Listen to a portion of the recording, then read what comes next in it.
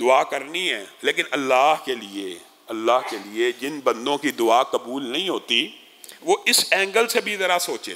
حضرت عمر نے ایک بچے کو کہا تھا نا، روک میرے لیے دعا کر، صحابہ حیران ہو گئے، آپ عشرہ مبشرہ میں سے ہیں، خلیفۃ المسلمین، بچے کو کہہ رہے ہیں؟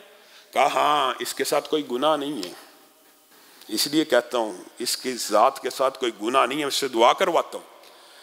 لوگوں سے دعا کروائیے لیکن لوگوں کی دعا لیجئے، لوگوں کے لیے بھی دعا کیجئے اور لوگوں سے دعا لیجئے۔ اس کی کیا وجہ؟ حضرت ابو درداء کی مشہور حدیث ہے، حضرت ابو درداء کہتے ہیں کہ رسول اللہ صلی اللہ علیہ وسلم نے فرمایا آسمان سے ایک فرشتے کی، یعنی ایک پورے قبیلے کی فرشتوں کی ایک قسم کی ڈیوٹی لگی ہے، جب بھی کوئی مسلمان ہاتھوں کو اٹھاتا ہے اپنے لیے دعا کر رہا ہے، فرشتے وہ بھی نوٹ کر رہے ہیں، لیکن جس وقت اس کے منہ سے یہ الفاظ ادا ہوتے ہیں اللہ میرے فلاں بھائی کو یہ عطا کر، تو فوراً آسمان سے ایک فرشتہ اتر آتا ہے، اس کے پیچھے آگے کھڑا ہو جاتا ہے، یہ اپنے مسلمان بھائی کے لیے دعا کر رہا ہے، اپنے مسلمان بھائی کے لیے دعا کر رہا ہے، اس کے پیچھے کھڑا ہو جاتا ہے۔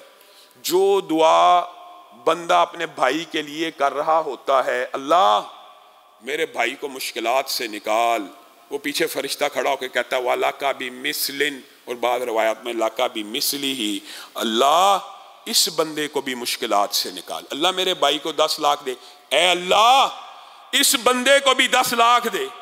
تو دعا کر رہا اپنے بھائی کے لیے، تیری اللہ نے کس اینگل میں قبول کرنی ہے کس اینگل میں نہیں کرنی، یہ جو فرشتہ اللہ نے آسمان سے نازل کیا ہے یہ گناہوں سے پاک صاف ہے کہ نہیں، یہ اللہ کے حکم سے نازل ہوا کہ نہیں، اس کی دعا کی قبولیت میں کیا شبہ ہے، اللہ کے حکم سے نازل ہوا، اللہ سے مانگ رہا ہے۔ ہاں یہ ظرف کی بات ہے، دل کھلا کرنا پڑتا ہے۔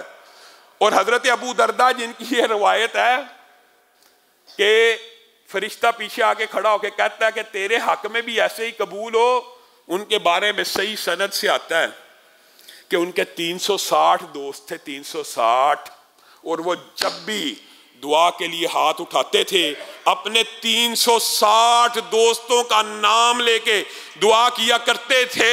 اور ابو درداء کے بارے میں یہ آتا ہے وہ صرف اپنے ہی دوستوں کے لیے دعا کرتے تھے، اپنے لیے کبھی کچھ نہیں تھے مانگتے، تو اپنے دوستوں کے لیے جو جو مانگتے تھے اللہ ان کے گھر میں وہ بھیج دیتا تھا۔ میں اور آپ کنجوس ہیں، بخیل ہیں۔ بخیل ہے وہ شخص جو اپنے بھائیوں کے لیے، اپنے مسلمان بھائیوں کے لیے، سبحان اللہ۔ عبداللہ ابن مبارک، کیسے کیسے محدثین گزرے، اللہ تعالیٰ ان کی قبروں کے اوپر کروڑوں رحمتوں کا نزول فرمائے۔ حسن بن عیسیٰ کو دیکھ لیا ایک دن، عیسائی خوبصورت نوجوان، خوب روح، تندرست، تن و من، لمبا چوڑا، انتہائی حسین و جمیل۔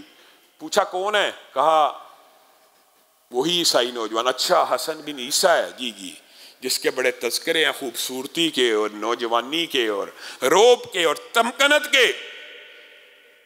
اس کے حسن سے اتنا مرعوب ہوئے کہ آنکھوں میں آنسو آ گئے اور اللہ کے سامنے ہاتھوں کو اٹھا کے کہتے ہیں اللہ کیا حسن بن عیسیٰ کا یہ خوبصورت چہرہ جہنم میں جلے گا؟ اللہ کیا حسن بن عیسیٰ کا یہ چہرہ جہنم میں جلے گا؟ اللہ اس کو ہدایت دے دے، اللہ اس کو ہدایت دے دے، اللہ اس کو ہدایت دے دے۔ 3 دن نہیں گزرے حسن بن عیسیٰ عبداللہ بن مبارک کے ہاتھ کے اوپر اسلام کو قبول کر لیتے۔ میں اور آپ، ہمارا ظرف کیا ہے؟ یہ محدثین ہے جن کا ظرف ہے کہ کسی عیسائی کو بھی دیکھا ہے اور اس کی کوئی عادت اچھی لگی ہے تو اللہ سے مانگنے اللہ اس کو بھی آگ سے بچا لے، ہمیں بھی بچانا ہے، اس کو بھی بچا لے۔